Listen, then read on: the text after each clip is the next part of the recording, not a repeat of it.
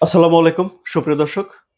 মার্কিন president Donald Trump তার দেশের নিরাপত্তার জন্য একটা বিশাল প্রতিরক্ষা ব্যবস্থা তৈরি করছেন এবং এই প্রতিরক্ষা ব্যবস্থা এর আগে পৃথিবীতে কেউ ভাবেনি এবং কেউ এই উদ্যোগ নেয়নি। এটি যুক্তরাষ্ট্রের জন্য একটা ইউনিক প্রতিরক্ষা ব্যবস্থা এবং এই প্রতিরক্ষা ব্যবস্থা নেওয়ার জন্য নির্বাহী আদেশে ডোনাল্ড ট্রাম্প লিখেছেন যে তার এই প্রতিরক্ষা ব্যবস্থা আয়রন ডোম হবে না, তার এই প্রতিরক্ষা ব্যবস্থা হবে গোল্ডেন ডোম। এবং এই প্রতিরক্ষা ব্যবস্থা সম্পর্কে আমরা যতটুকু জানতে পেরেছি তাতে এই প্রতিরক্ষা ব্যবস্থায় মহাকাশকেও যুক্ত করা হবে, অর্থাৎ মহাকাশে বিপুল সংখ্যক স্যাটেলাইট সেখানে স্থাপন করা হবে, যেই স্যাটেলাইট শত্রুর ক্ষেপণাস্ত্র বা অস্ত্র বা উড়ে আসা কোনো বস্তুকে চিহ্নিত করবে এবং সেখান থেকে মিসাইল ছড়ে বা লেজার ছড়ে সেগুলোকে ধ্বংস করে দিতে পারবে।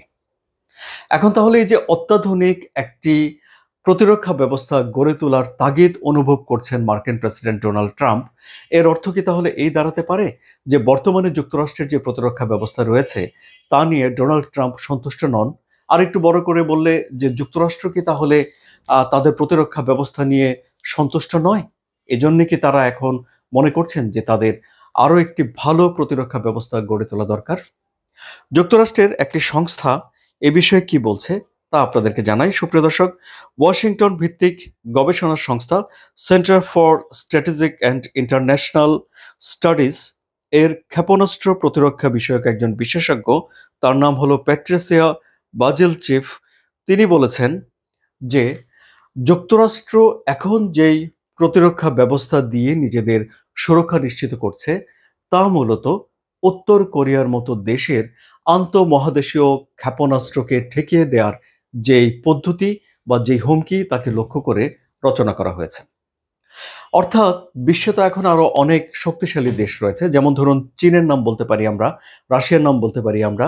তারা সামরিক খাতে ব্যাপক পরিমাণে বিনিয়োগ করেছে এবং তারা এখন অনেক বেশি পরিমাণে অস্ত্র তৈরি করেছে এবং অত্যাধুনিক অস্ত্রের জন্য তারা গবেষণা করছে। সুতরাং এই বাস্তবতায় যুক্তরাষ্ট্রকে তাদের এই যে প্রতিরক্ষা ব্যবস্থা সেই প্রতিরক্ষা ব্যবস্থা আপডেট করা দরকার হয়ে পড়েছে বলে এই গবেষণা সংস্থাটি মনে করে। সুপ্রিয় দর্শক, আমরা যখন ভাবি তখন আমাদের ভাবনা চিন্তাটা এক একজনের ভাবনা এক এক রকম আলাদা আলাদা হয়। যেমন ধরুন কেউ মাথা চুলকে চুলকে একটা জিনিস ভাবতে থাকে, কেউ নীরবে পায়চারি করে ভাবে। কিন্তু একজন গবেষক যখন চিন্তা ভাবনা করেন বা কোনো একটা বিষয় নিয়ে ভাবেন তখন আপনি তার একটা লিখিত রূপ পাবেন, একটা সুবিন্যস্ত রূপ পাবেন।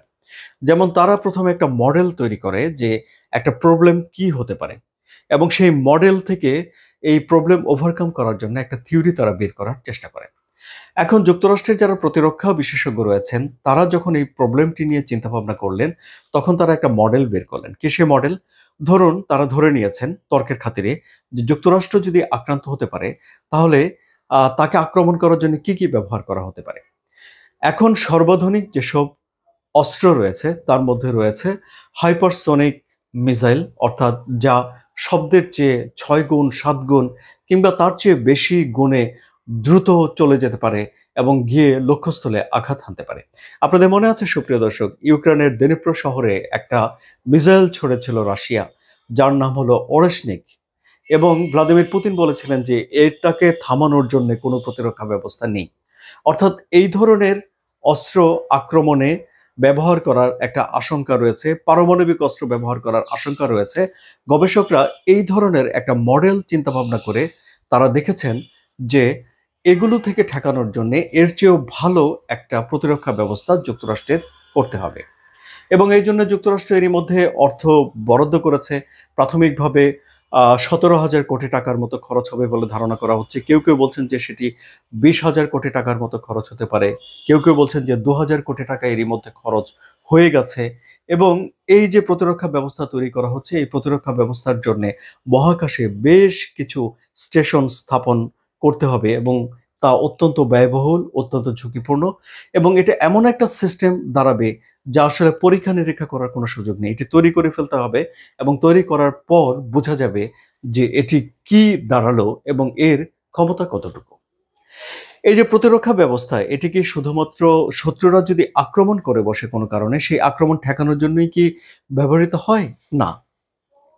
একটা শক্তিশালী প্রতিরক্ষা ব্যবস্থা আক্রমণকারীকে নিরুৎসাহিত করে দেয়। যেমন ধরুন, যখন অন্যান্য দেশগুলো বুঝে যাবে যে যুক্তরাষ্ট্রের মতো দেশকে আক্রমণ করে আসলে কোনো সুবিধা হবে না, কারণ এই আকাশ প্রতিরক্ষা ব্যবস্থাকে ভেদ করে তারা কোনো রকম অস্ত্র কোনো কিছু নিয়ে যুক্তরাষ্ট্রের সীমানায় প্রবেশ করতে পারবে না, তখন তারা যুক্তরাষ্ট্রকে আক্রমণ করার উৎসাহ হারিয়ে ফেলবে এবং যুক্তরাষ্ট্রকে আক্রমণ করতে ভয় পাবে। কারণ যার প্রতিরক্ষা ব্যবস্থা যত শক্তিশালী, তার আক্রমণ করার ক্ষমতাও তত বেশি। সুতরাং এই প্রতিরক্ষা ব্যবস্থা সামরিকভাবে যুক্তরাষ্ট্রকে একটা সুবিধাজনক অবস্থানে এনে দেবে, এ ব্যাপারে কোনো সন্দেহ নেই বলেই বলছেন বিশ্লেষকরা। কিন্তু এখানে আরো একটি বিষয় ঘটে যেতে পারে, সেটি হলো যে অন্যান্য অনেক দেশ উৎসাহিত হয়ে সামরিক খাতে ব্যয় বাড়াতে পারে এবং আকাশকে যুদ্ধক্ষেত্রে পরিণত করে ফেলার একটা প্রতিযোগিতায় নেমে যেতে পারে। যেমন চীন চাইতে পারে যে সেও এমন একটা প্রতিরক্ষা ব্যবস্থা গড়ে তুলবে, রাশিয়া চাইতে পারে এমন একটা প্রতিরক্ষা ব্যবস্থা গড়ে তুলবে, কিংবা তারাও মহাকাশকে নিজেদের প্রতিরক্ষার জন্য ব্যবহার করার জন্যে কাজে লেগে যেতে পারে, চীনও লেগে যেতে পারে। এই ধরনের চিন্তা ভাবনাগুলো তখন ছড়িয়ে পড়তে পারে এবং এ বিষয়ে এক ধরনের অস্ত্র প্রতিযোগিতা তৈরি করতে পারে, যা ঠিক শান্তির জন্য খুব একটা যে ভালো তা কেউ বলছেন না। এখন তাহলে প্রশ্ন উঠছে যে এত টাকা খরচ করার পর এমন একটা প্রতিরক্ষা ব্যবস্থা কি যুক্তরাষ্ট্র গড়ে তুলতে পারবেন? যুক্তরাষ্ট্রের কি আকাশ প্রতিরক্ষা ব্যবস্থা নেই? অন্তত হাফ ডজন আকাশ প্রতিরক্ষা ব্যবস্থা যুক্তরাষ্ট্রের রয়েছে। এমনকি ইসরায়েল এই যে তার নিজের আকাশ প্রতিরক্ষা ব্যবস্থার জন্য বিশ্বে বেশ আলোচিত, তাকেও ইরানের আক্রমণ থেকে নিজেকে রক্ষা করার জন্য যুক্তরাষ্ট্রের সহযোগিতা নিতে হয়েছে। সুতরাং যুক্তরাষ্ট্রের প্রতিরক্ষা ব্যবস্থা যথেষ্ট ভালো, তারপরেও যুক্তরাষ্ট্র এখন নতুন আধুনিক আরেকটা প্রতিরক্ষা ব্যবস্থা গড়ার জন্য ঝাঁপিয়ে পড়ছে, যার নাম ডোনাল্ড ট্রাম্প দিয়েছেন গোল্ডেন ডোম। সুপ্রিয় দর্শক, সব তো শুনলেন, এখন আপনাদের কি মনে হচ্ছে? ডোনাল্ড ট্রাম্প কি সত্যি সত্যি এত খরচ করে তিনি ঠিক যেমন ভাবে পরিকল্পনা করছেন তেমনি একটা প্রতিরক্ষা ব্যবস্থা গড়ে তুলতে পারবেন? আপনাদের মতামত কমেন্টে জানান। আলোচনা যদি ভালো লাগে তাহলে সাবস্ক্রাইব করে এই চ্যানেলের সঙ্গেই থাকুন। ধন্যবাদ সবাইকে।